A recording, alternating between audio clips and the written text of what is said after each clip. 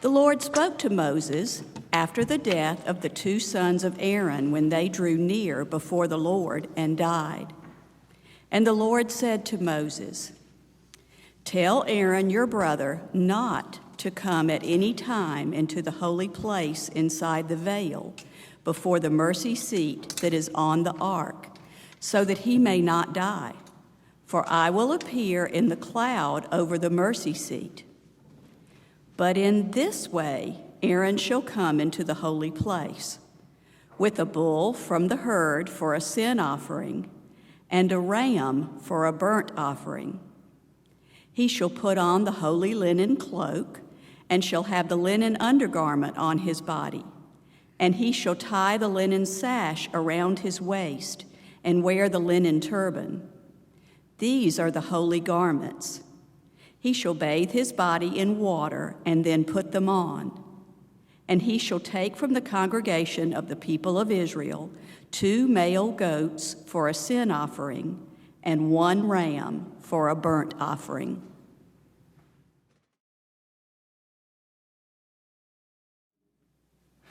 In his book, Making Sense of God, author Tim Keller says this: author and teacher Rebecca Pippert had the opportunity to audit some graduate-level courses at Harvard University, one of which was systems of counseling.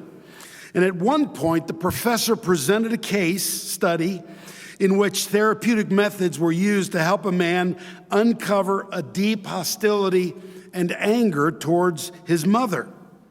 And this helped the client understand himself in new ways.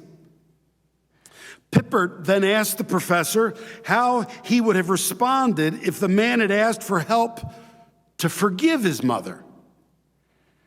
And the professor responded that forgiveness was a concept that assumed moral responsibility and many other things that scientific psychology could not speak to.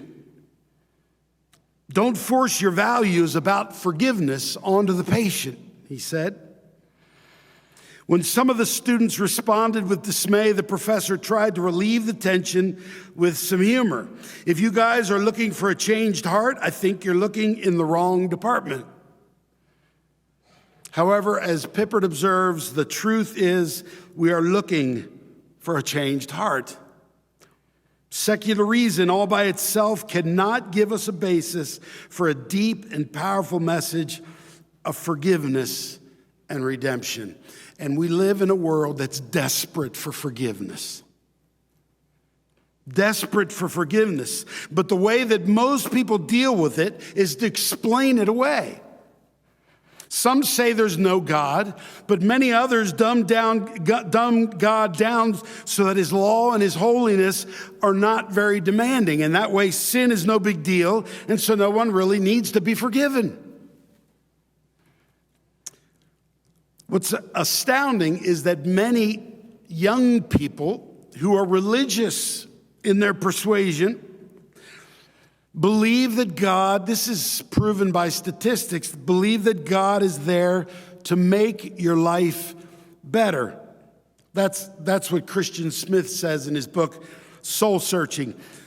And he defines it, and I've mentioned this before, as moralistic therapeutic deism. If you do the right things, God will give you what you want, but he's not going to be too directly involved in your life. He certainly won't make many demands of you. He's there to make your life a good life.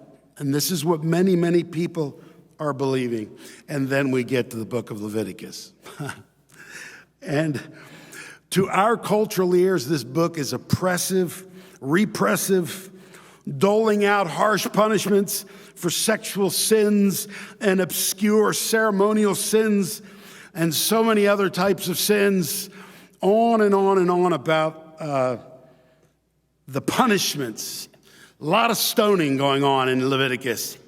You got to stone a lot of people for lots of stuff. And most people look at it and say, what is that? What are we going to do with that? Even to our ears, it seems a little bit repressive because we don't think that way and we don't live that way. But here's what I believe. I believe that we have misunderstood what grace is, and how it works. See, what I think that we have in chapter 16 of Leviticus is the essence of all of God's work in the Bible. It's what the Harvard professor could not give, Rebecca Pippert. It is the heart of God towards his people. It is a chapter on forgiveness and grace. It is God's directive for the Day of Atonement, this day that they would celebrate once a year. But we got to look at it in its context. So I want us to see two things here. Number one, the unbearable demand, and number two, the ridiculous grace. So the unbearable demand and then the ridiculous grace. Let's look at the unbearable demand. So people invent gods all the time. Usually their gods have the same belief that they do and do things the way they would do them. And when they're presented with a God like this, they think it couldn't possibly be true. Who is the God of Leviticus? Well, we get a glimpse in the very first verse. The Lord spoke to Moses after the death of the two sons of Aaron. What was that about? Well, if you remember, Aaron was the high priest of Israel at the time. He and his sons were also priests, and they ministered in what was then the tabernacle. And we find out in chapter 10 that their names are Nadab and Abihu, and they offered unauthorized fire. Well, many think that what they did was try to go into the Holy of Holies and try to present, it's where God dwelled over the Ark of the Covenant, and tried to present God with whatever they had, and it was unauthorized, and God struck them dead immediately. Why? Well, it's because of God's holiness. God's different than we are. In July 2010, Paul Crowther is a professor of astrophysics at the University of Sheffield in the Department of Physics and Astronomy. He announced that he and his research team had discovered a star that they described as the brightest star ever found in the universe. Not even a welder's helmet would help you face the light from this giant. The mass of the star is roughly 265 times that of our sun, but that's nothing. The brightness of this star is some 10 million times greater than the light coming from our sun. Think about that.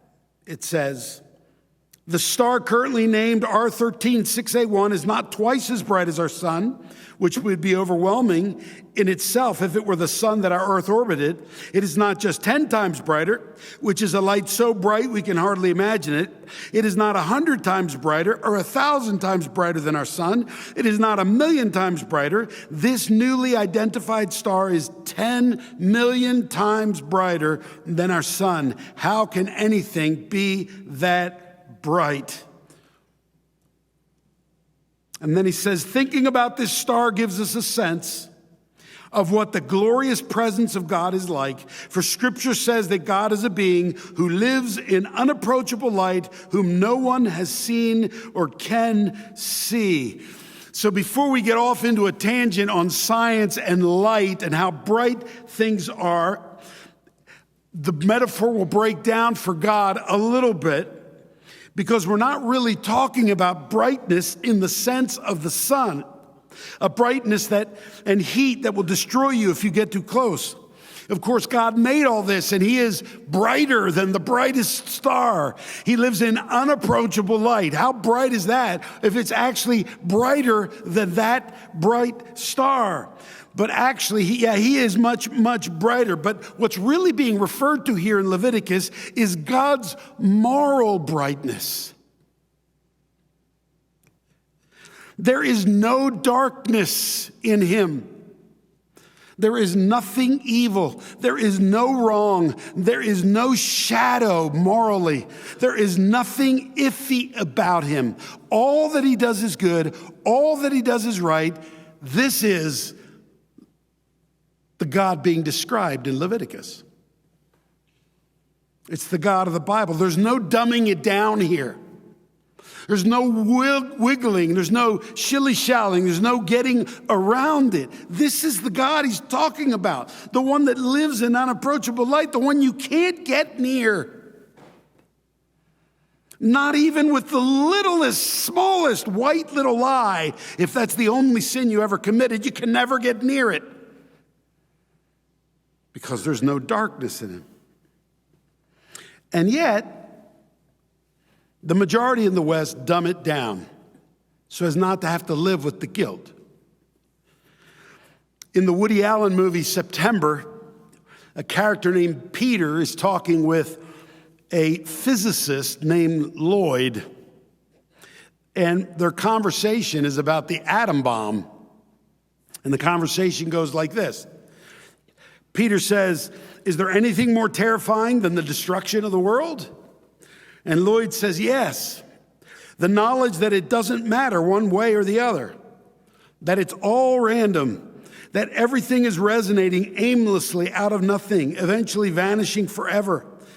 I'm not talking about the world, I'm talking about the universe. All space, all time, just temporary convulsion, and I get paid to prove it." Peter says, "Do you feel so sure of all of that? When you look out on a clear night like tonight," they were standing outside under a very clear sky, "and see all those millions of stars, do you feel like none of it matters?" And Lloyd says, "I think it's just as beautiful as you do, and vaguely evocative of some deep truth that always just keeps slipping away. But then my professional perspective overcomes me, and I get less wishful, more penetrating view of it all. I understand it for what it truly is, haphazard, morally neutral, and unimaginably violent." So in Lloyd's world, grace doesn't exist because there's no one to provide grace. No matter how much wishful thinking you might have, no matter how much wisp of a thought of a grace or something beyond, that doesn't exist. There is no grace. And there are an increasing number of people in the world that believe that. Most people in America, however, believe at least in some kind of higher power. But in that case, grace isn't necessary either, because whatever higher power there is, he's there to help you have a better life. And he can handle your imperfections, and you don't need to worry about them. A God made after my own image is a God that thinks like me, and he likes my choices, he likes the way I think, and he likes what I do. So therefore, I don't need to worry. I don't need grace because I really don't need forgiveness. It's a sweeping away of these things. But if we look at the God of the Bible, it's the opposite of that. Okay, so you just got to see that there is this massive distinction. There is no wiggle room in the God of Leviticus. There's no way that other can be true.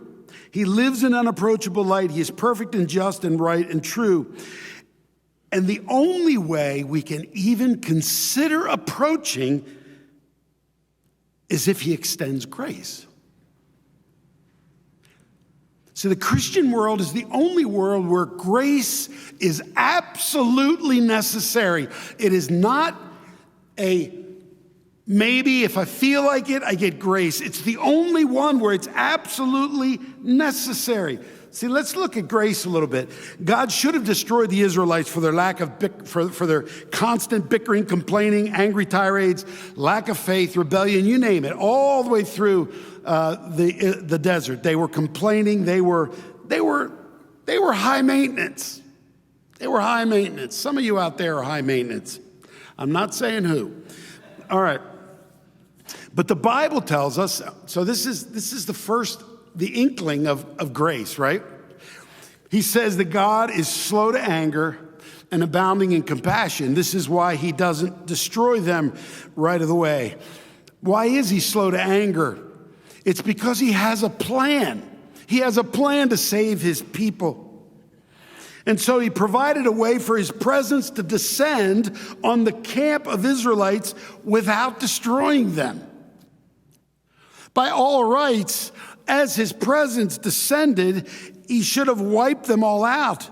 But of course, he's veiled. You can see the cloud, you can't see him.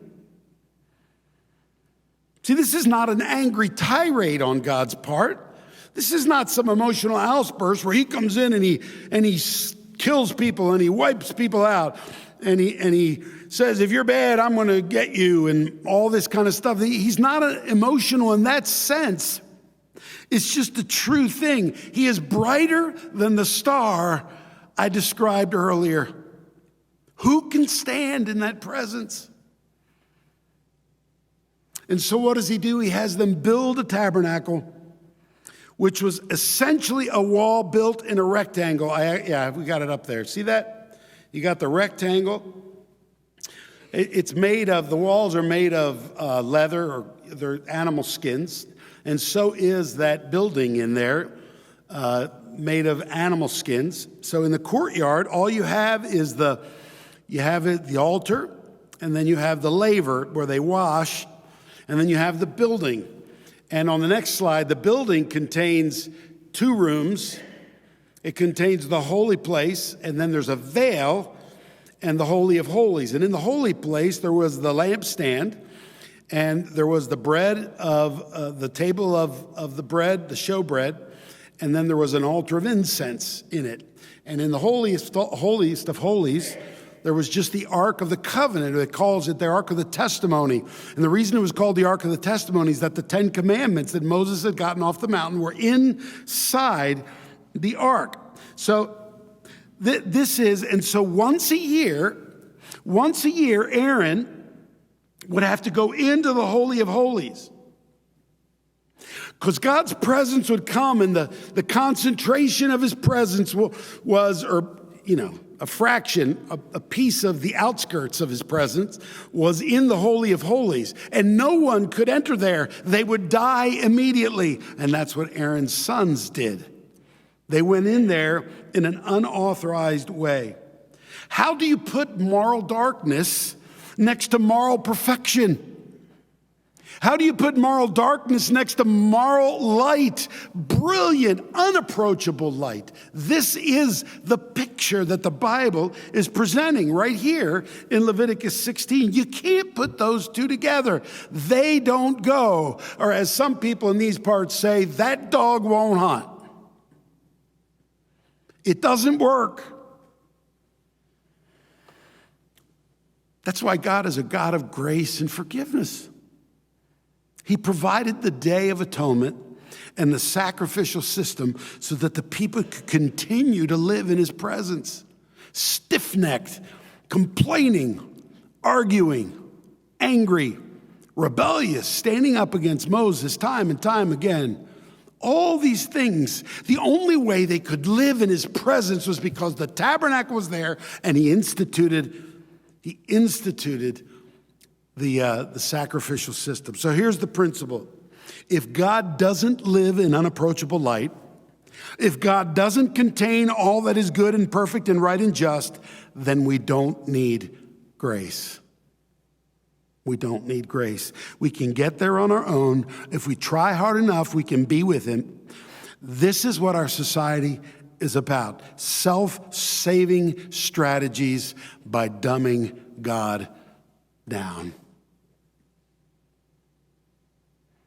Have you dumbed God down?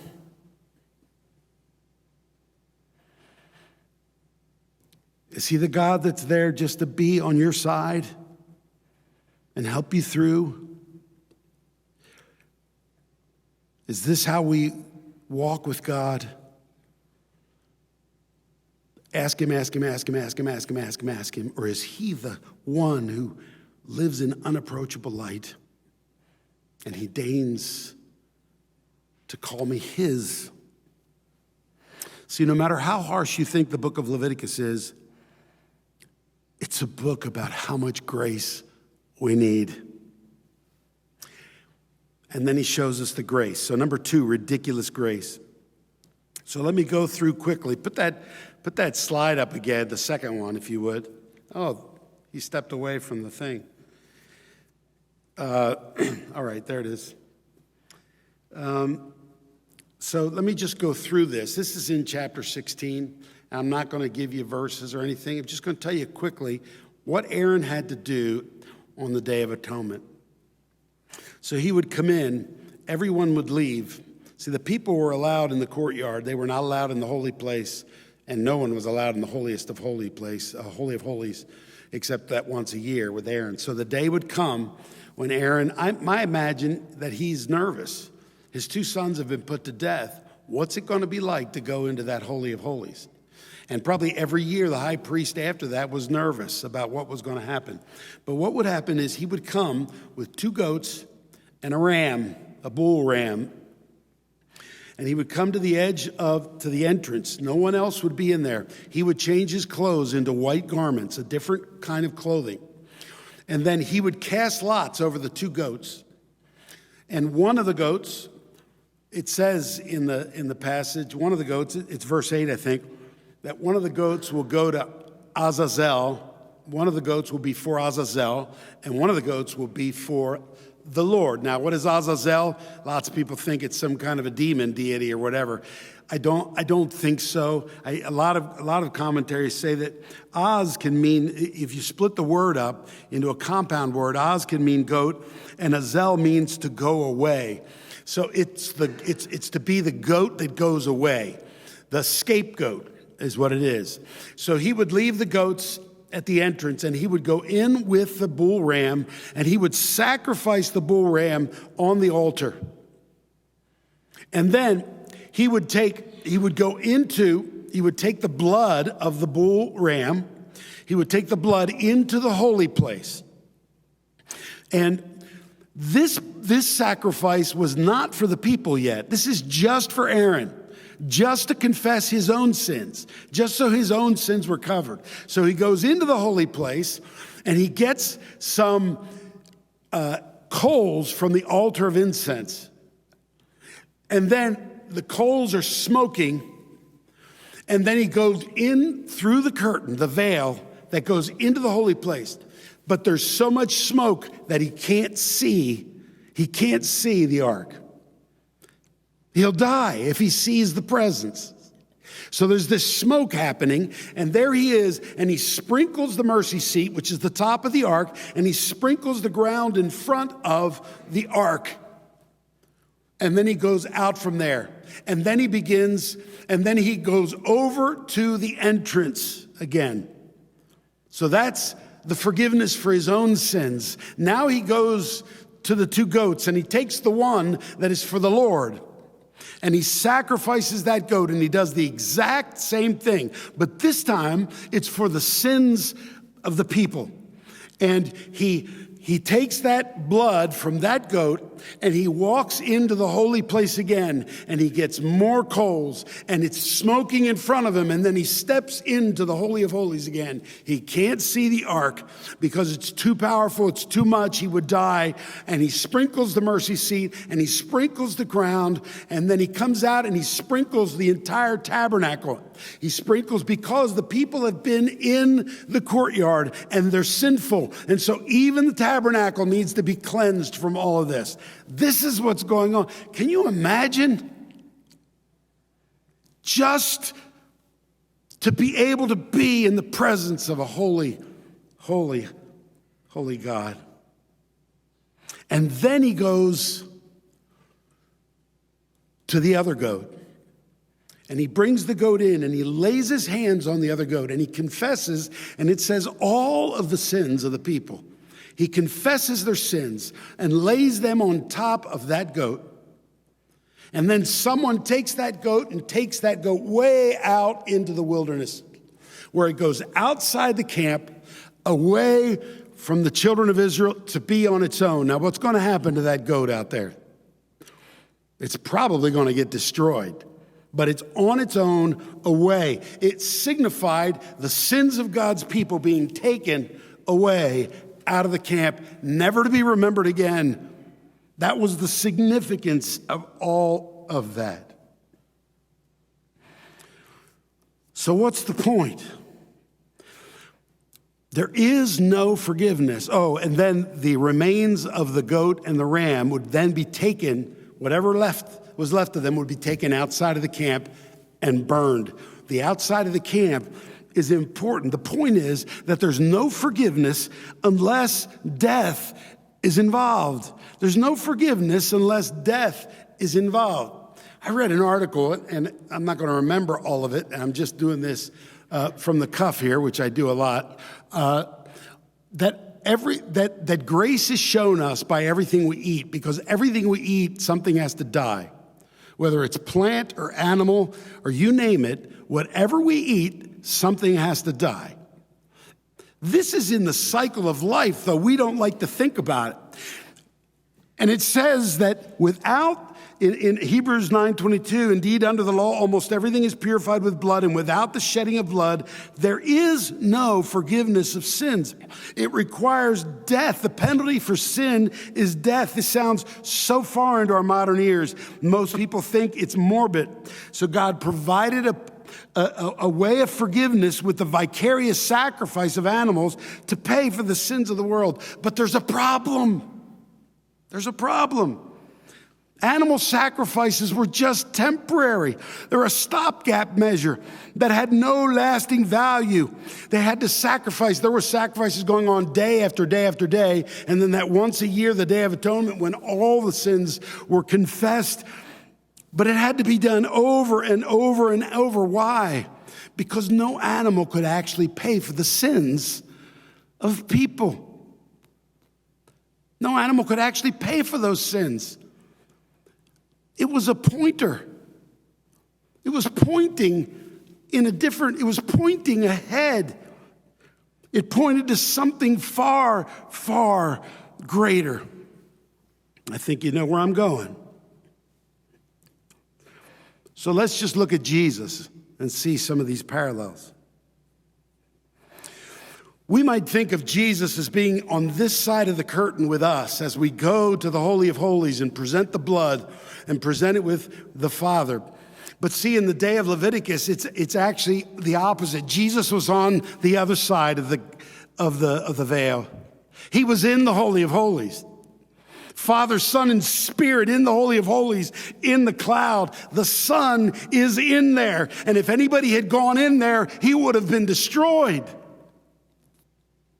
We don't like that picture of Jesus. He lives in unapproachable light. He is brighter than the brightest star. He is morally pure. That's where he lived. He's in the Holy of Holies. But that's the miracle of the incarnation. The one who dwelled in unapproachable light humbled himself to become a man. The God who filled the universe humbled himself to become one of us, and he suffered the indignities of his life, of this life, but he came for a purpose. This is Hebrews 13, 10 to 12, and I don't have time to explain the first verse, so I'm just going to read it and go past it. But we have an altar from which those who serve the tent have no right to eat. For the bodies of those animals whose blood is brought into the holy places by the high priest as a sacrifice for sin are burned outside the camp.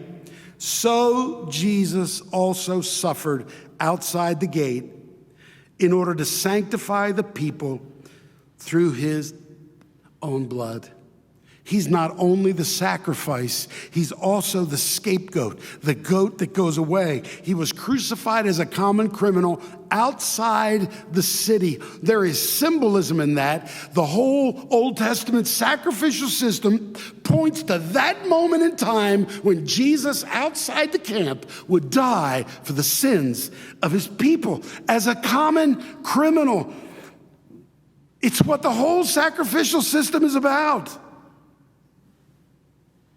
So that once and for all grace could flow. Never again would there need to be another sacrifice. It would not need to be over and over again. Hebrews makes this abundantly clear. All of that pointed to Jesus now is fulfilled, completely fulfilled in Jesus. What do we take from that? You remember what happened when Jesus died? The veil of the temple, the veil between the holy place and the Holy of Holies was torn top to bottom. It was the veil that kept us from the presence of God. The veil was torn because no longer was there a sacrifice needed. Jesus' death once for all. And then we get this in the book of Galatians. But when the fullness of time had come, God sent forth his Son, born of a woman, born under law, to redeem those who were under the law so that we might receive adoption as sons. And because you are sons, God has sent the Spirit of his Son into our hearts, crying, Abba, Father. So you are no longer a slave, but a son. Ladies, don't get uptight about this. What he's talking about here is that the son, the oldest son, was the heir. He received all of it. And here in Galatians, he says there is no male or female. Why? Because we are all that eldest son. Every one of us is that eldest son that gets the inheritance because of Jesus' sacrifice. And we cry, Abba, Father. So you're no longer a slave, but a son. And if a son, then an heir through God. He makes us his children. We are children. Here it is. We can run into the Holy of Holies whenever we want, no restrictions. There are no restrictions to approach the throne of God boldly. Can you imagine that? Now make the comparison. Aaron has to go in with the blood, with the smoke, so that he can't see it. His sons are killed on the altar, and we get to run past Aaron, rip back the veil, and walk in and say, Daddy, Father. This is what has happened. We can't dumb down God. But we also can't dumb down the sacrifice because it's grace upon grace upon grace upon grace. No restrictions. But he doesn't reside in a building anymore. The outrageous grace is that his Spirit actually lives in us. The one who lives in unapproachable light. The one who is holy, holy, holy. The whole earth is full of his glory. The one where the seraphim around him, the elders are bowing down. This God of very God lives in us. This is unbelievable. So what do we get from this? Some of us have been dumbing down God's holiness, and we've adopted a spirit of the age where the things in our culture are what drives us. Sports, entertainment, gatherings with friends, making money. What fun thing will we do next?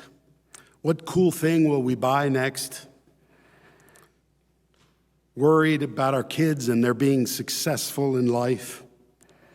And on and on. These are the things that have absorbed us. But here we have a Savior, bloodied and bruised on a cross, to forgive us for making him third or fourth on our priority list. On the other hand, there's some who take seriously God's holiness. They believe this.